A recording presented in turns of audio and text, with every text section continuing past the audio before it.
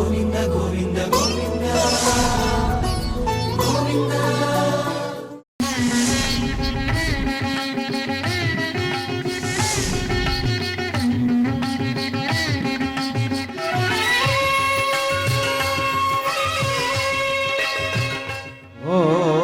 गुरुर्ब्रह्मा गुरुर्विष्णु गुरुर्देवो महेश्वरः गुरु साक्षात् परब्रह्म तस्मै श्री गुरवे नमः। शुक्लांबरधरं विष्णु शशिवर्णं चतुर्भुजं प्रसन्नवदनं ध्यायेत् सर्वविघ्नोपशान्तये। श्रीराम राम रामेति रमे रामे मनोरमे सहस्रनाम तत्तुल्यो राम नाम वरानने। आपदामपहर्तारं दातारं सर्वसम्पदां लोकाभिरामो श्रीरामो भूयो भूयो नमाम्यहम्। हनुमान जनासूनुः वायुपुत्रो महाबलः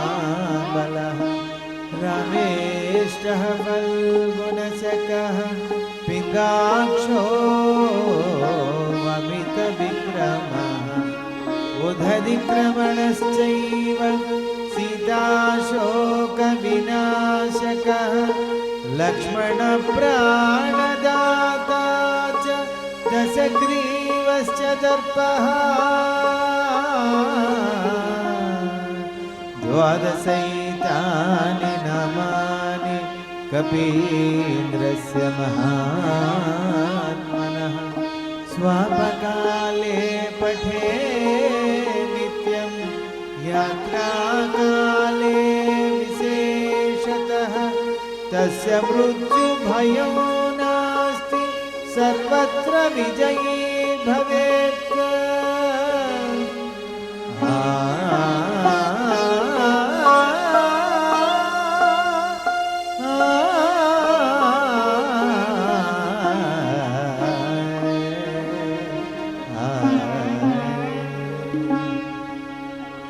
यत्र यत्र रघुनाथकीर्तनं तत्र तत्र कृतमस्तकाञ्जलिं बाष्पवारि परिपूर्णलोचनो मारुतिं नमत राक्षसान्तकम्।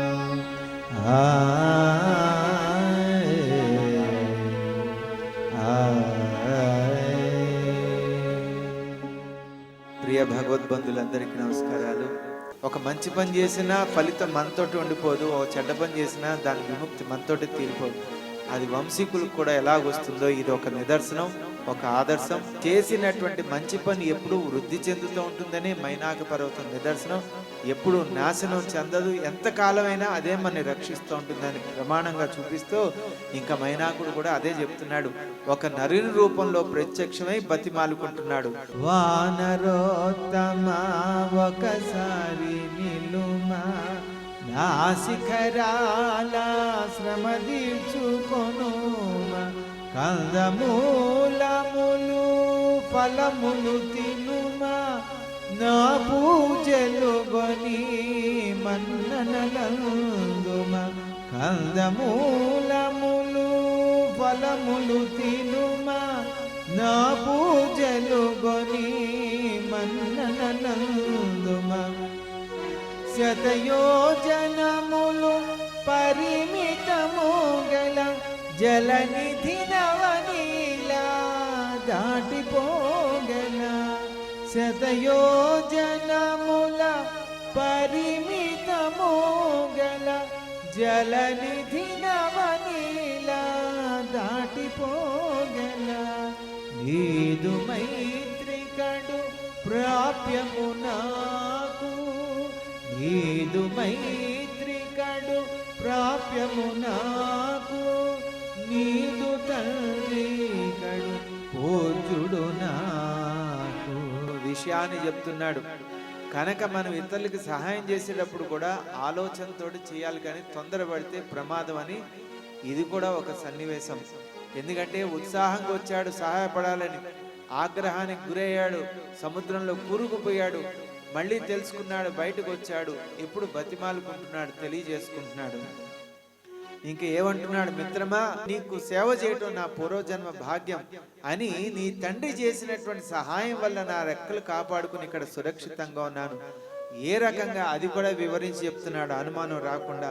ఏ రకంగా, కృతయుగంబున విచ్చల విడిగా గిరురెగిరెడివి రెక్కలు కలిగి, కృతయుగంబున విచ్చల విడిగా గిరులెగిరెడివి రెక్కలు కలిగి, ఇంద్రుడలిగి లోకాలను కావగా గిరుల రేఖలను ముక్కలు చేయగా, ఇంద్రుడలిగి లోకాలను కావగా గిరుల రేఖలను ముక్కలు చేయగా, వాయుదేవుడు దయగొనినను వేవేగముగా వారిది చేర్చెను, వాయుదేవుడు దయగొనినను వేవేగముగా వారిది చేర్చెను,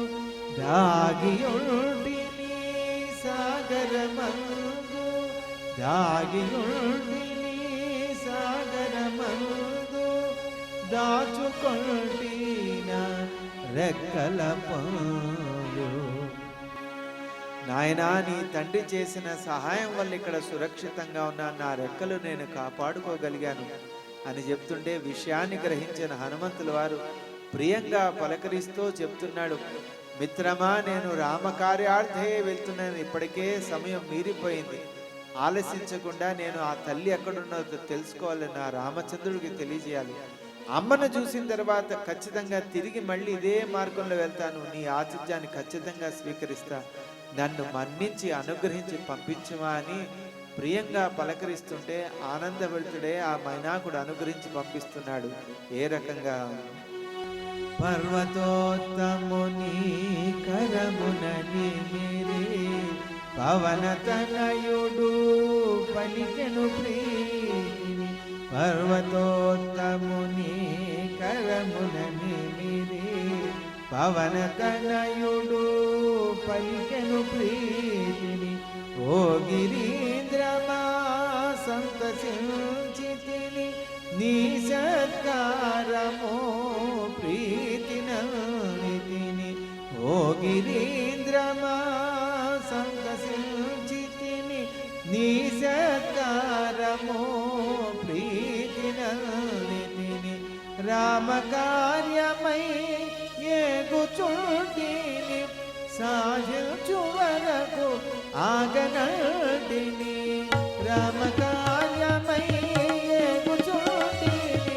సాధించు వరకు ఆగనడిని, నే పోవలే క్షణమెంతో విలువలే, నే పోవలే క్షణమెంతో విలువలే, నీ దీవెనలే నాకు బలములే, శ్రీ హనుమాను గురుదేవులు నాయన పలికిన సీతారామ కథ, నే పలికిన సీతారామ కథ. ఆ రకంగా మైనాకుడి దగ్గర అనుమతి తీసుకుని వాయు వేగాలతో దూసుకు వెళ్ళిపోతున్న హనుమంతుల వారికి ఇంకా 2 ఆటంకాలు ఎదురవుతున్నాయి. ఏమిటి ఆటంకాలంటే, హనుమంతుల వారు సమర్థుడైన అమ్మవారిని నిజంగా వెతకగలడా? లంకానగరం మాయాపూరితమైనటువంటిది, భయంకరమైన రాక్షసుల చేత నిండున్నది. అటువంటి లంకలో ప్రవేశించి రాక్షసులు కంటబడకుండా తర్వాత అమ్మవారిని అన్వేషించి తిరిగి రాగల సామర్థ్యం ఈయనలో ఉన్నదా లేదా అని దేవతలంతా కలిసి హనుమంతుల వారికి ఒక పరీక్ష పెట్టారు. ఏమిటా పరీక్ష అంటే, సురస అనే ఒక చేపను ప్రవేశపెట్టారు.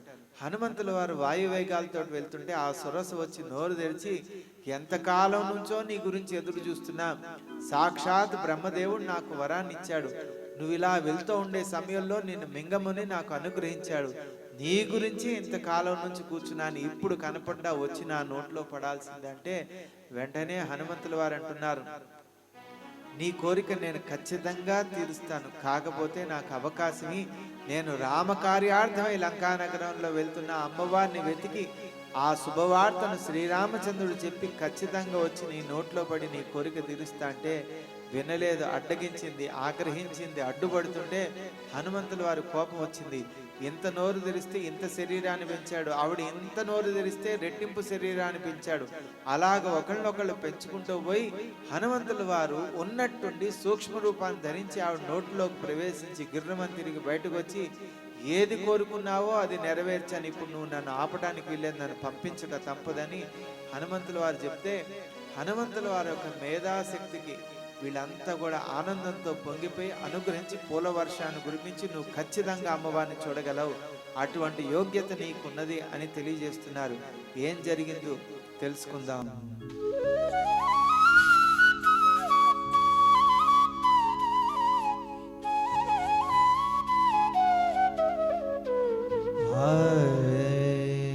శ్రీ హనుమాను గురుదేవులు నాయద పలికిన సీతారామ కథ, నే పలికద సీతారామ కథ.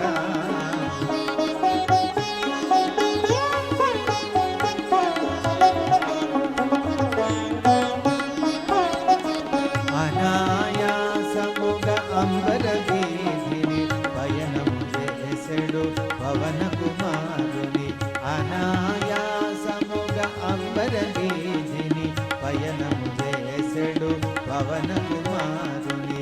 ఇంద్రాదులు మహర్షులు సిద్ధులు పులకాంకితులై ప్రస్తుతించిరి, ఇంద్రాదులు మహర్షులు సిద్ధులు పులకాంకితులై ప్రస్తుతించిరి. రామకార్యమతి సాహసోమని రాక్షస బలమతి భయంకరమని, రామకార్యమతి సాహసోమని రాక్షస బలమతి భయంకరమని, కవివరుడంతటి ఘనతరుడోయని, కవివరుడంతటి ఘనతరుడోయని పరిశీలనగా పంపిరి సురసను. శ్రీ హనుమాను గురుదేవులు నాయన పలికిన సీతారామ కథ, నే పలికద సీతారామ కథ.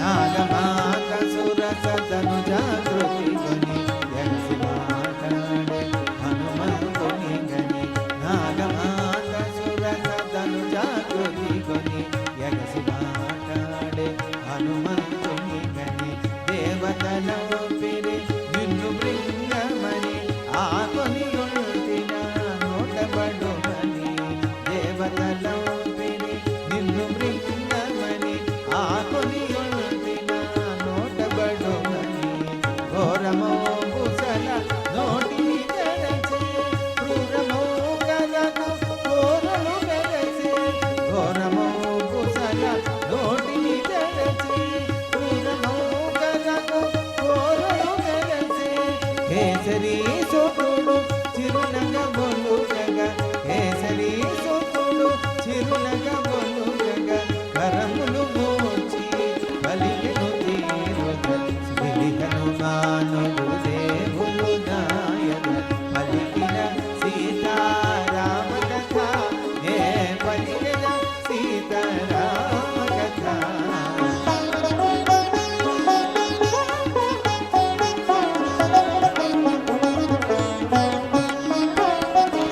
ఓ సురసాయిది సమయము కాదు, వన్నా పనీకు న్యాయము కాదు, ఓ సురసాయిది సమయము కాదు, వన్నా పనీకు న్యాయము కాదు, రామకార్యమై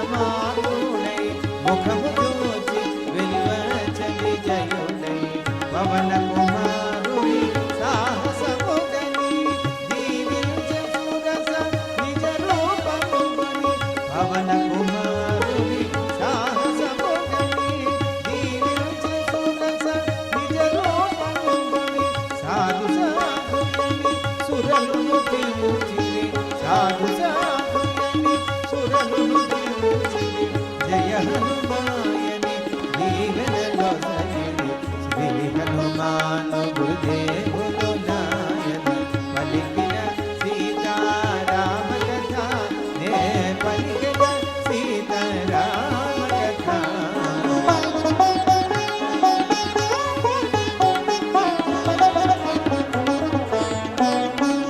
ఘన ఘన ఘన విన్యాసితము నారద తుంబురు గాన శోభితము ఘన ఘన ఘన విన్యాసితము నారద తుంబురు గాన శోభితము గరుడ గంధర్వ వాహనాచితము దేవ విమాన యాన భాసితము గరుడ గంధర్వ వాహనాచితము దేవ విమాన యాన భాసితము సూర్య చంద్ర నక్షత్ర మండితము బ్రహ్మ నిర్మితము ప్రణవాన్వితము సూర్య చంద్ర నక్షత్ర మండితము బ్రహ్మ నిర్మితము ప్రణవాన్వితము నిరానంద నీలాంబరము గనుచు నిరానంద నీలాంబరము గనుచు మానుయేగెను వేగము గనుచుచు శ్రీ హనుమాను గురుదేవులు నాయన పలికిన సీతారామ కథ నే పలికిన సీతారామ కథ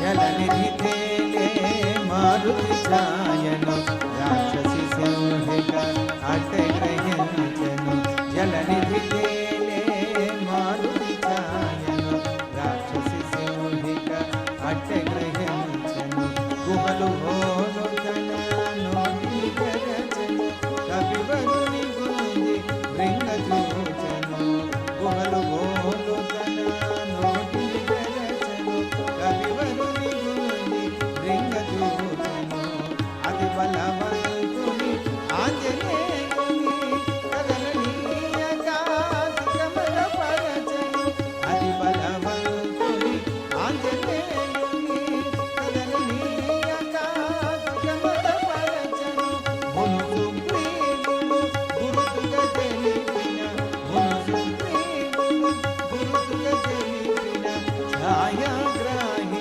అదేనని తెలిసెను శ్రీ హనుమాను గురుదేవులు నాయన పలికిన సీతారామ కథ నే పలికిన సీతారామ కథ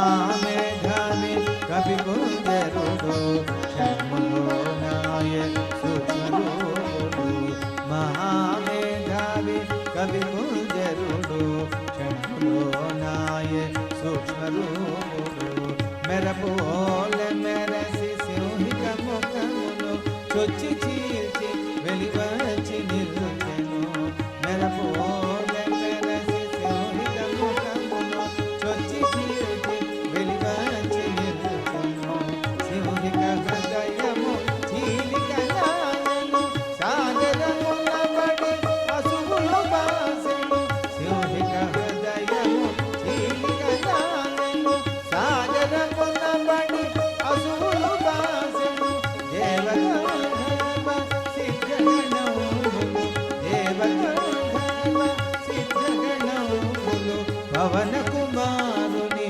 పొగడిరి ఘనముగ శ్రీ హనుమాను గురుదేవులు నాయన పలికిన సీతారామ కథ నే పలికిన సీతారామ కథ ఆ రకంగా హనుమంతుల వారు మహేంద్రగిరి పర్వతం నుంచి తన ప్రయాణాన్ని ప్రారంభించి దక్షిణముఖంగా వెళ్తున్నాడనమాట. దక్షిణముఖ ప్రయాణం అంటే అన్ని కష్టాలు అరిష్టాలన్నిటిని తొలగించేటటువంటి ప్రయాణం. హనుమంతుల వారు ఏ దిక్కులో ఉన్నా ఆ యోగ్యత ఉంటుంది. దక్షిణముఖంగా వెళ్తున్నాడు అమ్మవారిని వెతకడానికి. వెళ్తున్న సమయంలో 3 ఆటంకాలు. ఒక ఆటంకం బుద్ధితోటి, ఇంకొక ఆటంకం యుక్తితోటి, ఇంకొక ఆటంకం బలంతో జయించి 800 మైళ్ళ విస్తీర్ణం కలిగినటువంటి సముద్రాన్ని అవలీలగా దాటాడు. సువేలాచల పర్వతం మీద మొట్టమొదటిసారి వాలాడు. పెద్ద శరీరంతో వాలాడు. ఇవన్నిటినీ హనుమంతుల వారు దేన్ని ఎలా జయించారో ఇదంతా రేపు జరగబోయే కథాగానంలో తెలుసుకుందాం.